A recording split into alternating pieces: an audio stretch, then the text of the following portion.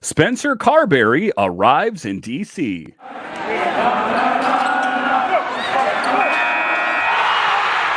Your Locked On Capitals, your daily podcast on the Washington Capitals. Part of the Locked On Podcast Network, your team every day.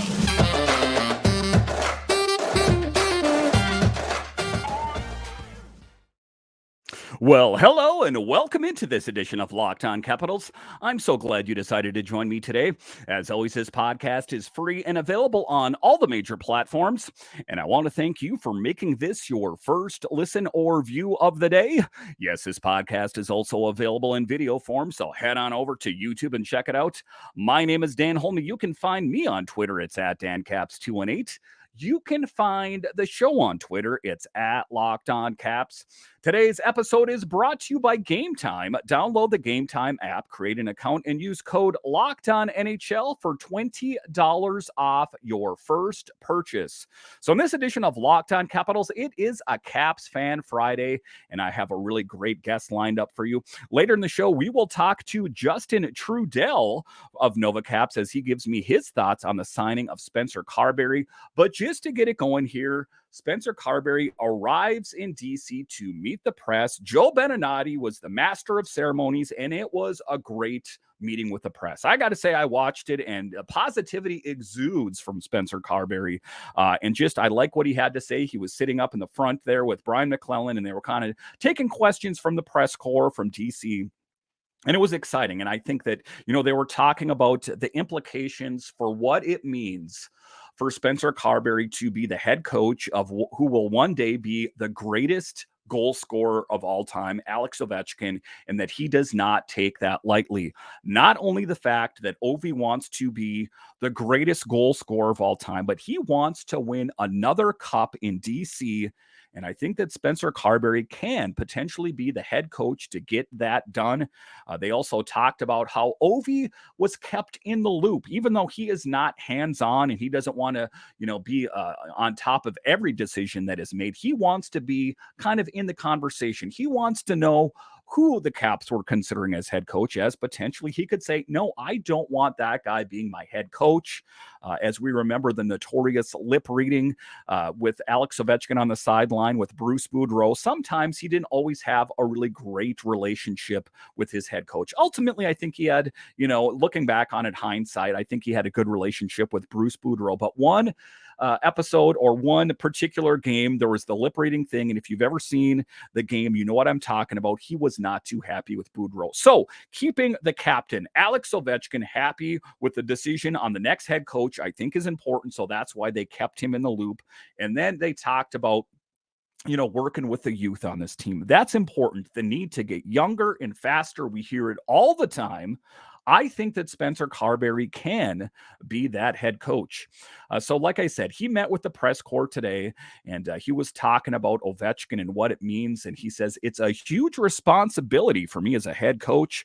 I've watched and saw his greatness up close and indirectly, and I take a lot of responsibility in that now. So it's my job as head coach to put him in situations where he can be successful. And that's what my challenge is. And I don't take that lightly at all. That'll work into how he plays a group. And that'll be one of my focuses is how do we put him in situations to succeed? And that is important. Let Ovi do what he does best, scoring goals, scoring them from different angles. I know that a lot of times he scores them from his office, the left circle, that's on the PP. But ultimately, we don't care where he's getting those goals from. Let's put Ovi in a position to succeed by scoring goals and ultimately helping this Caps team win games. Carbery brings with him DC experience, guiding one of the NHL's most prolific power play units after revamping the Maple Leaf star-studded group. As an assistant coach for the last 2 seasons, the Caps need him to engineer some of that success once again. He was running the number 2 power play in all of the NHL. And like they said here, it was a star-studded lineup, but there are plenty of stars here in DC as well. Yeah, Alex Ovechkin comes to mind. So if he can get those kind of results in the pressure cooker that is the Maple Leafs up in Toronto, I think he can do it in the nation's capital as well. And like I said, one of the things is they wanted to keep Ovi in the conversation, in the loop about who the next head coach was going to be. They were talking to Brian McClellan and what his thoughts are on how he thinks he's going to have a rapport with Ovechkin. I don't know how well he knows Spencer going in to be a coach. I think that it'll be an experience once we get into training camp and into the schedule. And I have no doubt in my mind that he will get along swimmingly with Spencer Carbery. I do think that they will have a good rapport. He is not that much older than Alex Ovechkin, so I think that there's a certain relatability there as well. And results speak for themselves. Ovi knows what kind of coach Spencer Carbery is, so I think to a certain extent that already helps his case. I feel like my style of coaching is being a strong communicator, Carbery said. Our players will know exactly what the expectations are. They'll know exactly where they need to be. Communication with our group, that's right here for me. The other part of that, which I feel is the balance for me as a coach, is motivating, pushing, setting a high standard, and expecting us to always meet that standard. And that is part of it. Motivating someone like Evgeny Kuznetsov, refocusing someone like Anthony Mantha. Let's face it, we want to talk about moving Kuzi out. Let's see how he plays under the tutelage of Spencer Carbery. Let's see if Spencer Carbery can refocus someone like Anthony Mantha, because ultimately, if you move those players out, it's going to be a net loss and it's going to be a negative return. Let's see what they have in Carbery first. And I do think that Carbery is up to the challenge of refocusing Kuznetsov and Mantha. There's a lot to be proud of. Highly competitive champions on a roster that are going to want to prove that we can still make the playoffs. That's where my focus will go. How we actually do on a day-to-day basis, we'll get to work immediately on that. And one of the things that Tarek El-Bashir said is he went up to Hershey to meet with some of the players that had worked underneath of him, and they also some other coaches and staff in Hershey, and they had nothing but positive things to say about Carbery. He was one of the first on the ice. He had a good rapport with the players, but he was not afraid to push players to make those players the best players that they could ultimately be. And that's what we need on this Caps team, to squeeze the last remaining juice out of this particular lineup to hopefully win another cup. All right, so coming up after the break, Justin Trudel of NovaCaps joins the show as we talk about the Spencer Carbery hiring and what his thoughts are. And then later we will talk about a Caps Fan Friday. We'll talk about that coming up.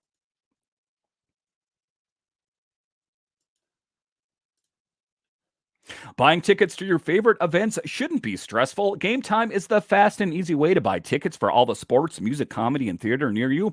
With killer deals on last-minute tickets and the best price guarantee, you can stop stressing over the tickets and start getting hyped for the fun that you'll have.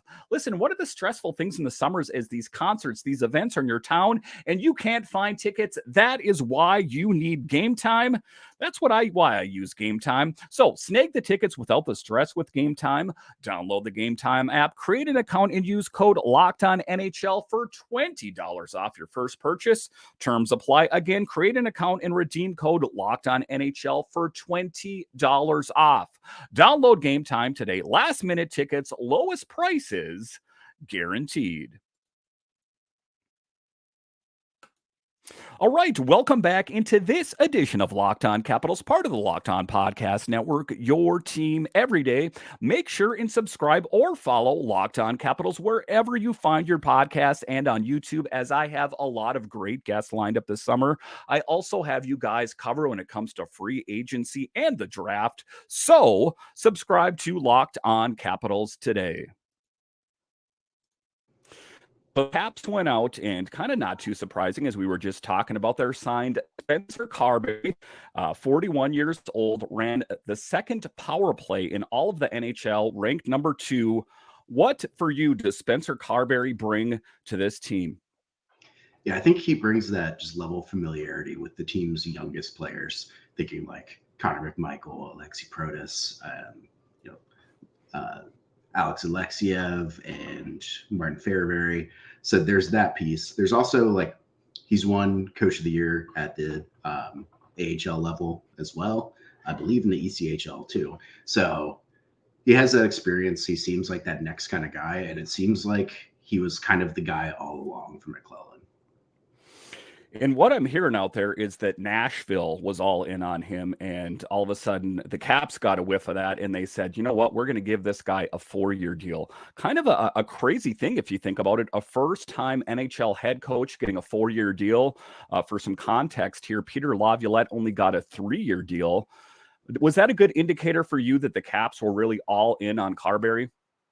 Yeah, I think so. And I think what they're probably realizing is that it's going to take maybe a year for Carbery to really hit his stride and probably be who he's going to be as an NHL coach. Like, obviously he has like his ideas, his innovation in the game that he brought to like the Toronto power play, and they were successful. So there's probably some piece of like, hey, he's got to get his feet wet as an NHL head coach. So there's probably a bit there. And then also like, I think you got to give him a little runway as a first year kind of NHL head coach. Whereas like Peter Laviolette, there's some, like, if you look historically at Laviolette, he doesn't typically make it past 3 years with a team. So you look at that and you say, like, okay, this is a guy who can probably come in immediately and win. And eventually his voice will get stale in the locker room. Whereas like Carbery, perhaps, like, I'm not sure what his coaching style really looks like, but if he's more of a relator, kind of like a player's coach, maybe his message won't go quite as stale as quickly. So they'll give you a little time. And then if they're confident in his ability to develop prospects, especially, that year 4 is really important. And potentially year 4, we're probably looking at more of we're entering a rebuild because of the post Ovechkin years. So you want that kind of coach around that can really kind of develop players. And being that you bring that is an interesting thing to point out here, that Alex Ovechkin is only under contract, his current contract of 3 years. So that is even 1 year past all of that. So it kind of just a true indicator for me that they were really all in on Carbery.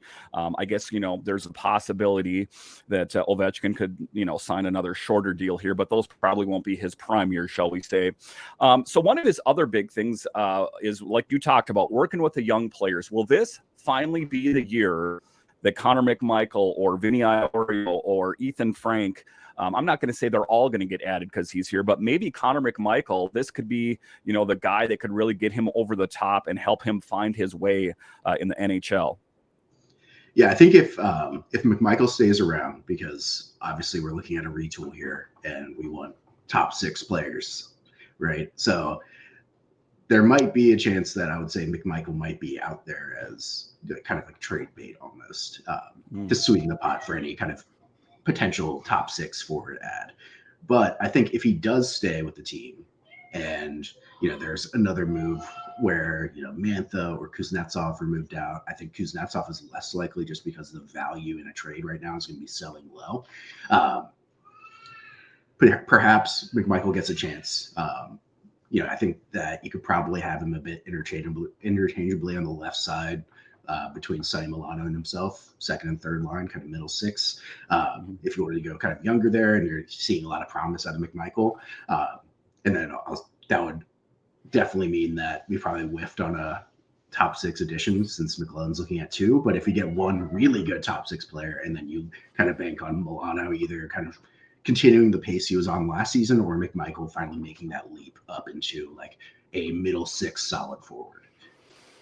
Yeah, and I mean, that is the big thing. They went out and it seems now, so Burnett is going to be the next head coach of Nashville. It doesn't seem like the Caps were really even interested in him. There were some other interesting names out there. You heard about Jeff Halpern, some other ones. I think, wasn't it Shaw from the Flyers? Was there any other coach that you were kind of, if they didn't get Carbery, who were you kind of leaning towards? Yeah, I think if you're going down the path of someone you think that can develop talent, because I think that's where you're at now. And the win now coaches are, you have like this argument against retreads and retread hires, but 3 out of the 4 conference final coaches were retread hires. So like there's some give and take there. Like you have to look at the strengths of each candidate. I think to me, like, I thought it was surprising they didn't at least give Boudreau an interview, just because like, I think that would have been a nice like fan reach out move, but I don't think we're going to go down that direction. I think for the most part, it's like, to me, if it wasn't Carbery, it's probably going to be Halpern just because of the connections to the organization. And I think that's important because, you want someone who knows the organization from top to bottom and then also can develop players and really lean on the younger players in a faster, more skilled game where the Caps are heavy and slow at this point. So it's like, how do we change that roster construction and who do we look at to really make that happen? And you're looking at a coach in Carbery, who's probably choice 1A, 1B for me with Halpern. Carbery comes into Toronto. Toronto's power play, given all their star talent, wasn't performing very well. And he gave that level of like unpredictability on the power play where it wasn't just Matthews or bust. So that's a really good omen for the Capitals, which is the power play is Ovechkin or bust. So let's see how that kind of fits in. And I think like that special teams expertise will help a lot with the Caps, especially 5-on-5 we haven't been great. So on the power play, like if you can really elevate your offense that way and make punish teams for taking penalties, that's to me where he comes in. But like I think Halpern has kind of the same kind of outlook in terms of like helping out in the power play. He helped develop the Tampa Bay power play. So to me, those two were kind of like 1A, 1B. I was surprised though, given the circumstances that they didn't wait out to see what Hershey does in the AHL playoffs with Todd Nelson. But I think for the most part, it's like if Carbery's your guy and you're worried about him going somewhere else, you just got to do it. I mean, I think that's what it just came down to. So taking a look at it, there are a couple assistant coach positions that need to be filled. Are there any front runners for you? Is it, I don't suppose that Halpern would be interested in assistant coach. I've heard maybe it was even on NovaCaps about Bruce Boudreau. I don't think he would really be interested in that potentially, but I guess I don't know. Are there any names that you are kind of favoriting for those assistant coach positions? I wouldn't say any names, but kind of like the archetype we're probably looking for is someone with a little more head coaching experience that's willing to take that assistant role. Just because you're looking at like you're a rookie NHL head coach, you're really pandering towards the younger players on the roster with that hire, especially with that development. And obviously, we know Carbery can work with star talent on the power play with Toronto. Like that wasn't an issue. He was well liked there. I think for the most part, it's like, do you find an associate head coach that's really able to connect with veterans and help get the most out of the veteran core. So I think to me that's like the archetype you're probably looking at, is someone who's got a lot of NHL head coaching experience, or at least like a lot of AHL head coaching experience paired with a lot of NHL assistant coaching experience. You want that experience behind the bench just so it helps make adjustments in the game. Like if you have someone who has a lot of expertise and experience in the league, you can see things happening when adjustments need to make. I know Todd Reardon was not the great head coach for the Capitals we were all hoping to be, but his expertise behind the bench really drove the Capitals adjustments in the playoffs in 2018. So it's like you need that kind of coach that knows the game, knows the players around the league as well, to really bring in that kind of like adjustment period in each game. And in the playoffs, it's so important. So I think that's something that you're probably looking at for an assistant coach at least. So, I mean, you take a look at what they had out on the ice, and it wasn't getting, maybe, if they get the right guy to kind of steer the power play in the right direction. I mean, if you take a look at it, he had the power play in Toronto running number 2. That's pretty good. That's quite an accomplishment. You got to, even though he's not going to be, the guy that's running the power play, you got to think that he's going to be kind of overlooking it a little bit, going, hey, this is working, and that's not, some see head coach and they're like, well, that's their really like angle in that. I think that is kind of setting the bar a little bit low. You got to think that if the power play isn't where it needs to be, that Carbery's going to get involved, wouldn't you say? Yeah, I think that's going to be an ongoing kind of point of concern for Carbery, just because that's his, at the NHL level, that's his expertise right now, is on the power play. So I'm sure that he's going to, delegate the true power play coach duties to whoever is decided to be filled for that role. But I think it's going to be something where it's working through it constantly, making adjustments, what he sees, working with the coach there, working with the players to see what they see in the ice. But I think for the most part, it's if you're going to be successful, especially in the regular season, you need to have an effective power play on top of an effective penalty kill unit. And yeah, I mean, Toronto's second-rate power play this past season only trailed Edmonton's generational power play, which was over 30%. So it's you need that kind of focus, bring that up, because ultimately, like most of the Capitals skill players, at least right now, are on the older side where they can probably do a lot better with the extra man. So it's like that's probably going to be a lot of your best opportunities to like tie a game late, score the game-winning goal, kind of things like that. Where it's like that's going to be the key area for the Capitals, I think, if they kind of stand pat and don't make any big changes on the top six.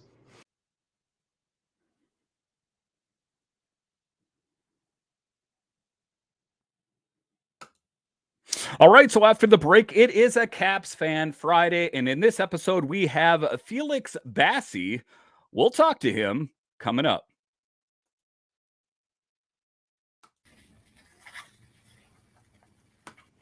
All right, in this edition of Locked On Capitals, it is a Caps Fan Friday, and it's not only just a fan. Felix Bassey hosts his own podcast. Felix, welcome to the show.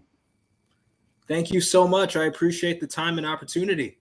It's great to have you here. So they announced Spencer Carbery as the next head coach of the Washington Capitals. How excited are you? Very excited, and really based on what I've seen with the team, we already know what this team's capable of on offense. Aside from Ovechkin, his name speaks for himself, but he also has a very strong supporting line around him. Nicholas Backstrom, Tom Wilson, TJ Oshie. I don't want to just list the roster here because I'm aware that you have time constraints, but this offense didn't really perform at its highest potential during last season. And I think that maybe a part of that was the fact that the coaching, the strategy that I've seen from this season, it's not the same that I've seen from years prior. And hopefully the new coach brings that style of offense back, that organized style of hockey that just set up the place to get the goals in. So yeah, and that's the biggest thing. The biggest thing I like about Spencer Carbery is his ability to work with the young players. He's a young coach, only 41 years old, which is young in terms of being an NHL coach. So his familiarity already with a lot of the Caps players and the players down in Hershey seem to be a benefit to him. Tell me a little bit about how you see that working. Will this finally be the season that we see Connor McMichael on this team, and not just for a sample size, but maybe a longer look? really based on what you said, and I'm so glad you brought up his minor league experience. And even before he was on the Hershey Bears, he was on the other minor league affiliate, the South Carolina Stingrays. So this is a coach who's very well versed in not only working with younger talent that's not yet experienced or developed at the professional level. He's good at growing them to their fuller potential. So I do think that, yes, to your point, I think that Connor McMichael, I think that there's a good chance you might see him on ice this year. And if so, I think that's the coach who would know when the time to bring him in is. Not so much the coach that brings him in for an experimental repurpose or perhaps guessing it right, perhaps not doing so. I think this is the right coach to have if you want to build this team forward and move into the next phase of the franchise. So I only have you here for a little while, but let's talk about the players on this roster. We heard Brian McClellan say he wants to shake up this team here and give the top six a new look here. If you had to name three of your untouchables on this roster, which are untradeable, who would your three untouchables be? Okay, so I'm really going to try my best not to say the guy who's on the jersey behind me, because I feel like that's on every Capitals fan's mind. That's the first one. So I would say that in terms of the untouchables right now on the roster, I would say definitely, I'd say TJ Oshie and Tom Wilson, there are definitely two there. Then I'd say Ovechkin, he's the person you have to keep until he's done. At least let him break the record with the Caps. You know what I mean? For sure. So there's two interesting players on this team that seem to be up on the trade block. Evgeny Kuznetsov and Anthony Mantha. Both players didn't have, the last season that they were looking for. But I think that, Evgeny Kuznetsov in particular could get, with the right head coach, could maybe refocus him. Just 2 years ago, he was in the top three in goals. Do you think Spencer Carbery could, reinvigorate Evgeny Kuznetsov and potentially Anthony Mantha? I definitely believe so. I would say with Kuznetsov, there's a chance, because the thing with Kuznetsov, I believe he was the one who requested the trade. So that may be a bit of a question. I'm not sure what factors may have been at play, but perhaps with the new coach, he'd probably consider staying, or perhaps his frustration was with the management at the time. But I'd say with Anthony Mantha, I'd say in general, to answer your question more directly, yes, I do think that perhaps the coach can encourage them to stay. So there's been some crazy talk out there about Tom Wilson, and a trade for Nylander in Toronto. Under no circumstances do I think the Caps should ever trade Tom Wilson, at least right now, maybe years from now, but that's a story for a different time. I see him as being the next captain of this team. Is trading Tom Wilson just a crazy idea? Or the flip side of that coin is people say, could you imagine the return they would get for Tom Wilson? Where do you weigh in on Tom? I would say, based on the trade that you just mentioned as the example, that sounds like something that probably stemmed from some Maple Leafs podcast or Maple Leafs blog right there. It sounds like something that's on the wish list of a Leafs fan. I can imagine he'd do great things for Toronto. He'd help them not just with their already potent offense, but he'd also had that two-way ability. He has the ability to make plays on defense, physical player. But that I don't think that the particular trade you mentioned would be mutually beneficial. I think Toronto definitely gets the winning edge in that particular case. So if we take a look at this past season here, obviously the Caps missed the playoffs for the first time in a long time. For you, what was the biggest reason that they missed the playoffs? So at first I was going to say the injuries at the beginning of the season, but as the team recovered from the injuries, I saw the team turning its fortunes around to some degree. But later on, I'll just have to say this, even with the roster healthy or mostly healthy, they just weren't playing their best hockey. So I would say it would most likely go back to what you said. Perhaps it was the coaching. And we have a new coach now, so I'm hoping that was remedied. Yeah, I mean, that's all you can really hope for here because, I mean, just taking a look, being a longtime Caps fan, looking at this, it was a tough thing to see all these teams move on. And all the beat writers around the Capitals kind of said that they weren't going to make it to the playoffs. I was hopeful for it. So taking a look at next season, do you think the Caps will be competitive? Do you think they will make it to the playoffs? Absolutely. I think so. Now, whether or not they'd go in as a high seed as we've become used to, I dare to say as a Capitals fan, I almost felt entitled to the high seed for most of the last 10 years. But I'd say that just for them to get in, it's a step in the right direction. Of course, the NHL's, there are more teams that are getting competitive than they were, say, in 2016 or 17. You have more teams that are not just being competitive, but they're perennial. They're playoff perennials. I want to say that you expect them to be there. So I'd say get to the playoffs for next season, then the proverbial dominoes fall into place as time goes by. That's what I think.